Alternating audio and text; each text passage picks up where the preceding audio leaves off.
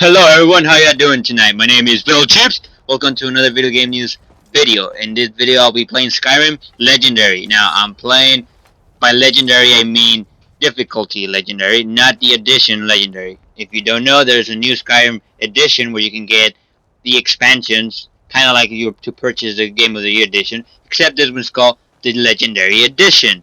So if you never picked up Skyrim, this is a good time to pick it up and get the expansions with it. But anyways, I'll be playing the Legendary difficulty, which means that you might see me die a lot.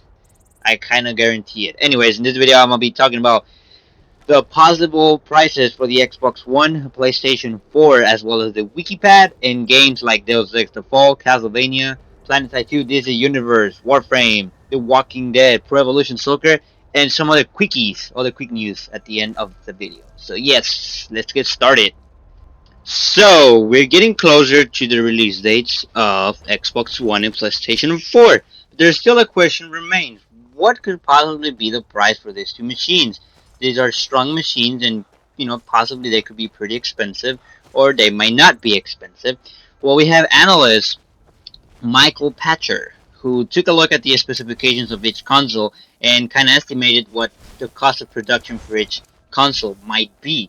And he concluded that the Xbox One takes about $325 to make, whereas the the PlayStation 4 takes $275. And with that being said, he thinks that the price for the Xbox One will be $400 or $399, when the PlayStation 4 will be $350 or $349. Of course, they always go with the nines, right? So, I gotta say that if the cost of production that Patcher has estimated here it's accurate, I think that the price for these two consoles is pretty damn accurate too. Because we've seen companies create devices that they sell them pretty cheap, or at least they sell them where they don't get too much profit from it in order for them to increase their sales digitally. For example, I have a Nexus 7, it's a tablet, it's fast, clean, neat, it's good, right? And it wasn't expensive. I don't think it was expensive for what it does and what it can do, and the faster the faster it does it. I don't think it's expensive. I even looked it up, and I think they were making about $15 per device. All right, so why would they do that though? Because they sell books, music, movies, and applications. So if you have a tablet from them, then the odds for you to purchase their stuff it's higher than having to go to, for example, an Apple store. If you get the Nexus 7 instead of the iPod, then you're gonna buy Android applications, which means it's money for Google. So that what I'm saying here is that the Xbox One and PlayStation 4 might be doing the same thing, where they sell their consoles and they don't make profit, or they make a little bit of profit from it in order for them to make profit out of gaming, and in some cases TV shows. No, I'm just kidding, but you know what I mean. So, but let's take a quick look at this for a second. All right, so the Xbox, in the Xbox page, you see a new post where they speak of the policy they're going to be doing for video games. In other words, they tell you how they're handling youth games. They will tell you how it's going to work as far as it goes with loaning games, as far as it goes with reselling your games, and things like that. I made a video talking about pretty much almost everything. Maybe I left some stuff out. I don't know. It was too much to cover, and I talked a lot. So you can check that out. I'll leave the link here. I'll probably put a little annotation, so you just click it, and pretty much it's after looking at what they're doing at the Xbox One, and after looking at what the PlayStation 4, not PlayStation 1, what the PlayStation 4 right now has said, right? We still don't know everything. We don't know if they're gonna do juice game stuff. Hopefully not. But as far as to what we know now, why would somebody get an Xbox One? Now, my opinion might be a little bit biased because I do prefer PlayStation over Xbox. But I am a PC gamer, hardcore PC gamer over PlayStation. I'll take my PC over my, PlayStation 3. If my house goes on fire, I'll take out my desktop. I'll leave my PlayStation 3 there. I don't care. Alright? So, what I'm saying is, you have all this stuff with the Xbox One that I'm not going to talk about. The reason why I make a separate video is because it was too long, and put it in here would just mean a longer video. But again, the reason what I'm saying here is you're going to have little tease. You have a 24-hour connection thing where you have to connect at least once to the internet every 24 hours. All right, you have all this other BS stuff. All right, and if Sony doesn't do that, why would you buy an Xbox One over a PlayStation 4? I mean, if you're an Xbox fan, that could be a thing. But let's be honest, thing, if it's not offering anything good, any good service, why would you continue to be loyal to them?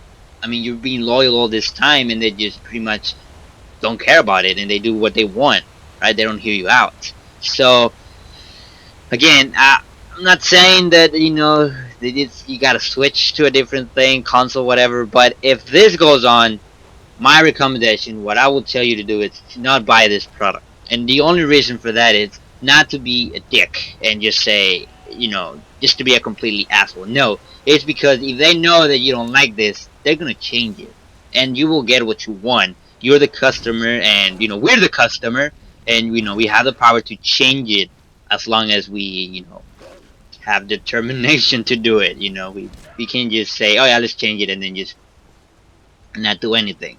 So the only way you can change what you don't like is if you have action for it. Otherwise, they're just gonna continue to do whatever they want. If Xbox One is successful, then they're just gonna be successful. Then maybe Sony eventually gonna say, oh, you know what, they're doing it and it's going very fucking well for them. Why wouldn't we do it too? And again, we don't know if Sony's doing it too. I'm just saying that if they're not, and Xbox One is successful, why wouldn't the other people just do it too? If it's more profit and if it's all this stuff better for you, why wouldn't you? All right. But again, why would PlayStation 4, if it's cheaper, why would you get an Xbox One? That's my question. All right. Again, you would probably get it if you're more into the TV stuff, but as a gamer, why would you? All right. So I guess something we have to wait for E3 to see a more, to see more stuff about it, and so we can decide whether which one's better. I think that's gonna be maybe not the exact answer as to which one's better, but at least we'll see something to give us an idea of what to be prepared for, whether it's one device or the other one. So yeah. So and then I kept on talking about this. So but yeah, if you want to see more details about the Xbox One, I'll leave the link here, and you can go check that out. But let's continue with the rest of this video.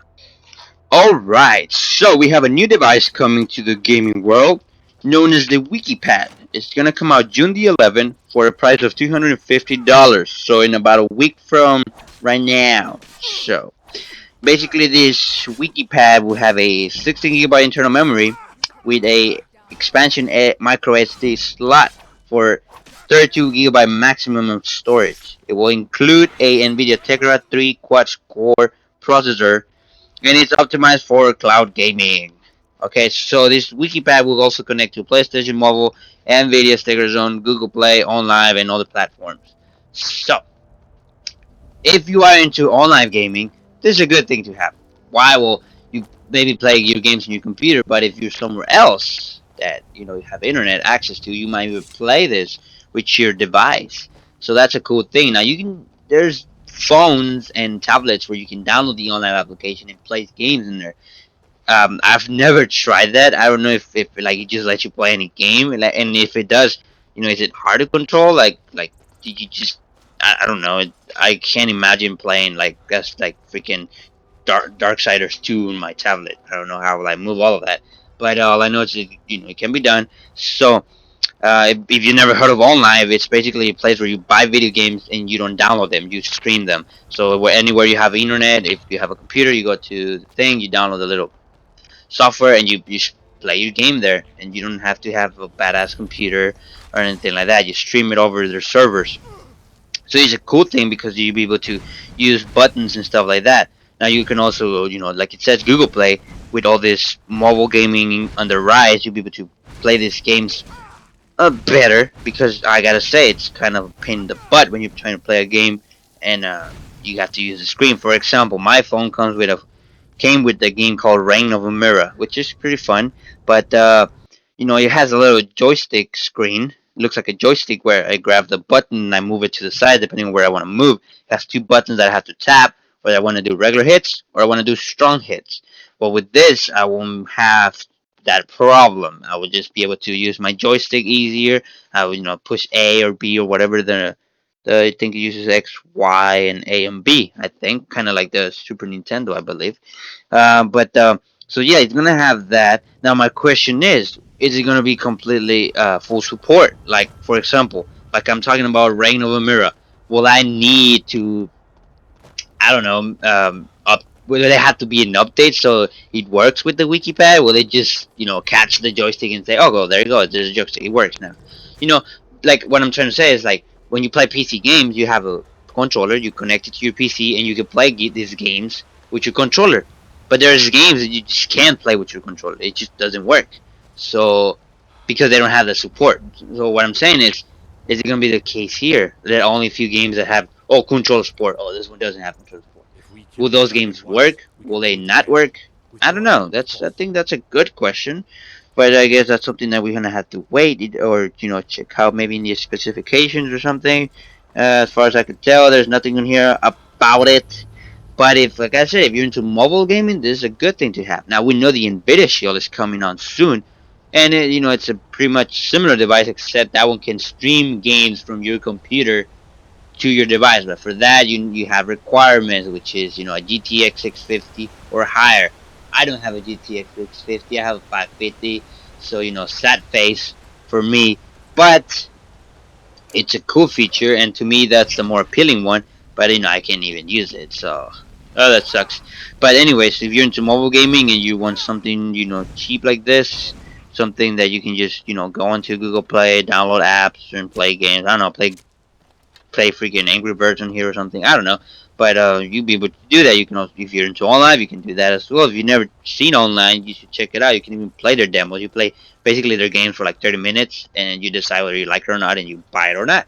So yeah, that's something else to check out. If you want, something better like the streaming from the Nvidia Shield, then you could wait a few longer. It's about to come out as well for the Nvidia Shield. So yeah, that's about it for the Wikipad. Pro Evolution Soccer 2014, also known as PES, will not be coming to the next generation consoles, Xbox One and PlayStation 4. It will only be coming to Xbox 360, PlayStation 3, PC, and PSP. No PSP Vita or 3DS either. According to Konami, their technology that they've been using, it's not ready for the game. It's not ready to be ported for Xbox One and PlayStation 4, and they'd rather not bring it over. Which, in my opinion, that's very mature choice. You don't want to. If you as a developer don't feel like your game is good, I mean not good, but ready to be in the next generation consoles, and you'd rather not sell it, that's a good thing. You don't want to sell a game that you, as a developer, believe it's not good. So I think that's a really good choice. And also, the game will be featuring some new stuff. First of all, it will have some new technology that they refer to as True Ball, which will give better physics to the soccer ball, so it could be better gameplay and more realistic. They also feature something else called Heart, which means that as players, I guess they score a goal or something, and they bring like joy to the rest of the team, and they get happy, and they play better. So I guess that kind of makes sense, because if you think about real life, you play a sport, and somebody does something cool, everybody gets excited, and they start playing a little bit better. So I mean, depending on how they implement this into the game, if it's not too much use, or if it's so, I mean, like sometimes in some games you see stuff that they add to the game, but you never use it. Like it's just there. So depending on how they implement this, it might be a good thing. It sounds like a good thing. It sounds interesting, but let's see how it is. But as far as everything, no Xbox One or PlayStation 4. Good news and bad news. At least I see the bad news as bad news. It might be good to you. I don't know, but you're about to find out. Square Enix has announced a new Deus Ex game called The Fall. Now, the problem with this, or what I don't like about this, I guess, is that it will be coming to iOS. Now, what's wrong with that? Maybe, well, nothing's wrong with that. The problem is, did they just decided not to make PC version and just go with iOS? Like, I'm not saying that, that you just make the iOS version into a PC version, but, as far as the story goes, they could have made this game into a PC instead of an iOS. Now, Why do they do that? I mean, is it something that they just want to go ahead and do? Now, if it's something like that, then that's okay. You know, it's not a problem. But if they say, "Well, we didn't want to do PC version because we thought it wasn't gonna be cool, whatever," then that's a bad thing. Because then, if this is successful, then they'll probably, if you have better sales on a tablet than you do in the PC, for example, why will you keep doing PC? You know what I mean? So, I mean, I guess it's fine for the company to try different stuff, but I mean, for me, I would prefer to see these in PC. I mean, or at least on consoles, PlayStation, Xbox. But nope, it will be a iOS game. It's gonna be $7, which I guess it's fine. It depends. And according to the article, it will be a good game. And just because it's an iOS game doesn't mean it's gonna be different than the other ones, and then it will be just as good. So, if you are into tablet gaming, which really I'm not, for me, my tablet or my phone, I see it more like if I'm sitting somewhere and I have to wait, I just take it out and play something real quick. But just to sit down and game, I'd rather use my PC. But if you are a person who likes to game a lot on your tablet, then this is something that you might be interested in checking out. So yeah, we'll just wait for Deus Ex the Fall. As far as the release date, I don't see any release date, so I can't tell you anything on that. But all I know is that it's coming, and it's coming. Alright, PC gamers, listen up, these are good news. Castlevania Lords of Shadow, who previously was released for PlayStation 3 and Xbox 360 in 2010, will be coming to PC this summer. And it will include expansions called Reverie and Resurrection. It will also have 1080p graphics at 60 frames per second. It will also include it's supposed to include new storylines, weapons, skills, battles, and environments that the previous games did not have. Okay, so that's some good news. It kind of reminds me of Dark Souls, how they ported the game to PC and they did the Prepared to Die edition where you had new stuff that the first game didn't have. Of course, later on they were released for DLCs and stuff, but I think this is a cool thing. Now, I gotta say, Castlevania is a very old game. It started in 1986, and I have never had any chance to play any of the games. And now that it's coming to PC, I will definitely give it a try. I've been wanting to play it. One day I was close to buying it for the PS3, but I didn't. And I'm glad I didn't because now I see that it's coming to PC, and PC is my favorite. But yes, and also Lords of Shadow 2 will be coming this year as well, and it's supposed to come out to PC as well. So I assume they're trying to, you know, release this game before that one, so PC people can pick it up, check it out, and be ready for the second part. So yeah, if you love Castlevania and you're into PC gaming, then now you'll be able to play this game in PC. If you had never played Castlevania and you have PC, you should definitely give it a check out as soon as it comes out. The Walking Dead by Telltale Games will be having a second series to this game that will be released later this year, of course, 2 episodes like it did on the first game.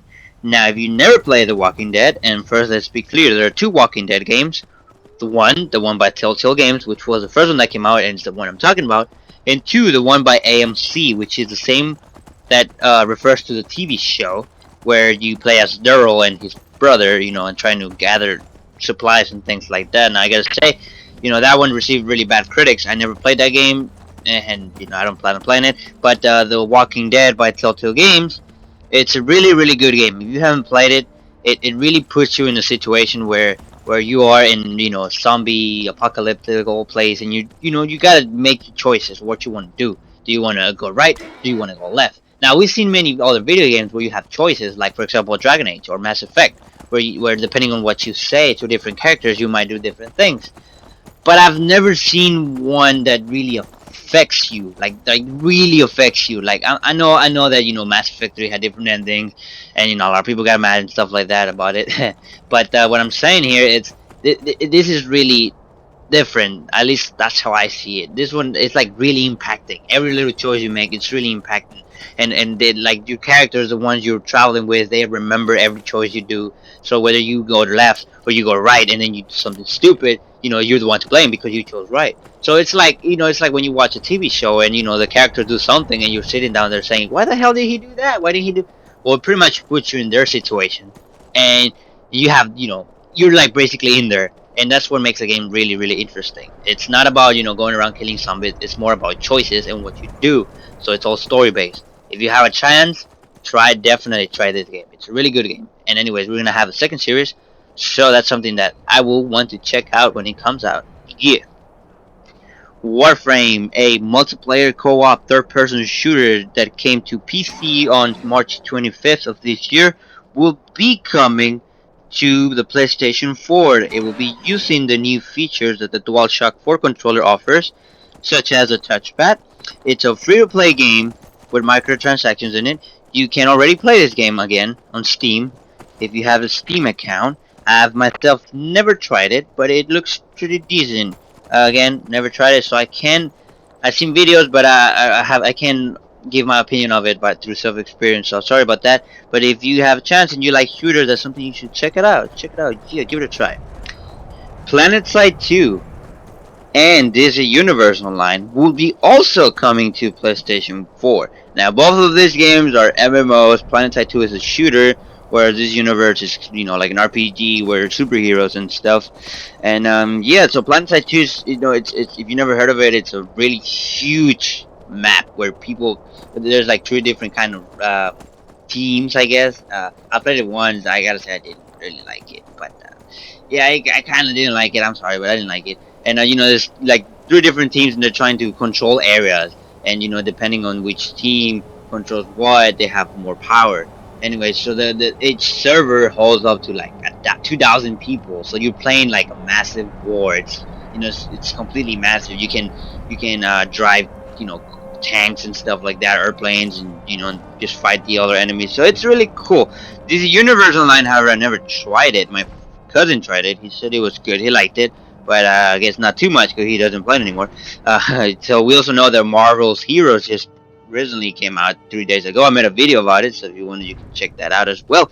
But yeah, so we'll have more MMOs, free to play games coming to the PlayStation 4. Yeah, so they're going, they're going at it, more stuff like that. So yeah, that's cool. That's cool. Alright, just some quick news to end this video. You'll be able to purchase Scorpion, the Mortal Kombat fighter, as a DLC for Injustice League.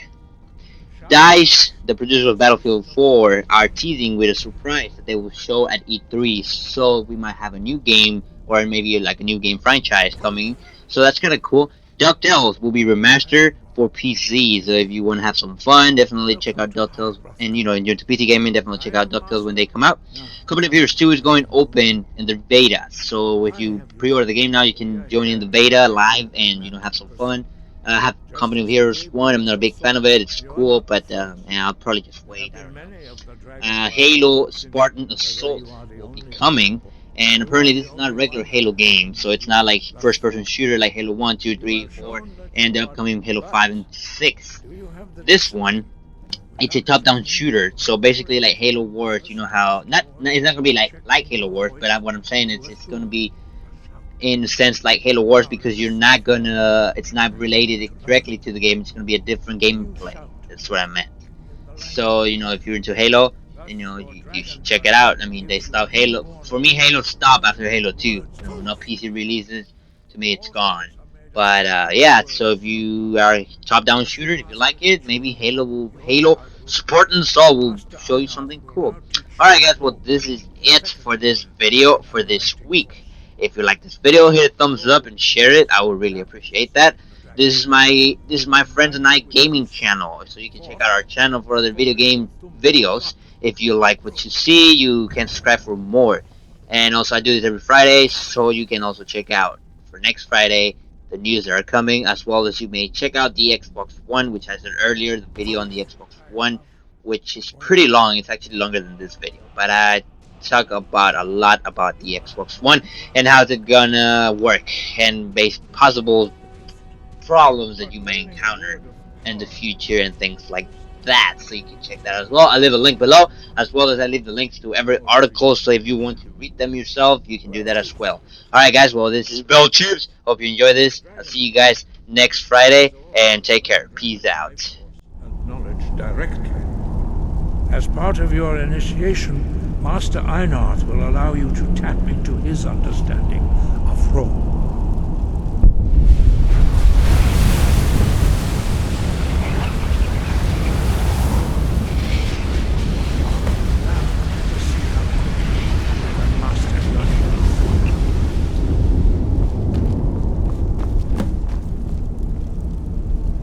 Use your unrelenting force shout to strike the targets as they appear.